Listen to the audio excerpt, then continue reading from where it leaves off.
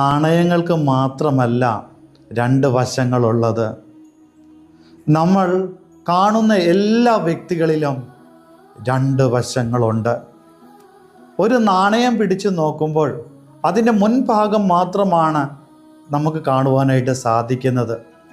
എന്ന് പറഞ്ഞ പോലെ നമ്മൾ കാണുന്ന വ്യക്തികളുടെ മുൻവശം മാത്രമാണ് നമുക്ക് കാണുവാനായിട്ട് സാധിക്കുന്നത്. അവർ നമ്മുടെ മുമ്പിൽ നമ്മളോട് എങ്ങനെയാണ് പെരുമാറുന്നത് അത് മാത്രമേ നമുക്ക് മനസ്സിലാക്കുവാൻ സാധിക്കുന്നുള്ളൂ. എന്നാൽ നമ്മുടെ പിൻപിലും അവർ അതുപോലെ നമ്മളോട് പെരുമാറണമെന്നില്ല. നിന്നെ സന്തോഷിപ്പിക്കുന്നവൻ നിൻ്റെ പിന്നിൽ നിന്നും നിന്നെ സന്തോഷിപ്പിക്കണമെന്നില്ല. നിന്നെ വേദനിപ്പിക്കാം. നിൻ്റെ മുമ്പിൽ നിന്നെ വേദനിപ്പിക്കുന്ന വ്യക്തി ഒരുപക്ഷെ നിൻ്റെ പിന്നിൽ നിന്നും നിന്നെ സന്തോഷിപ്പിക്കാം. ആയതിനാൽ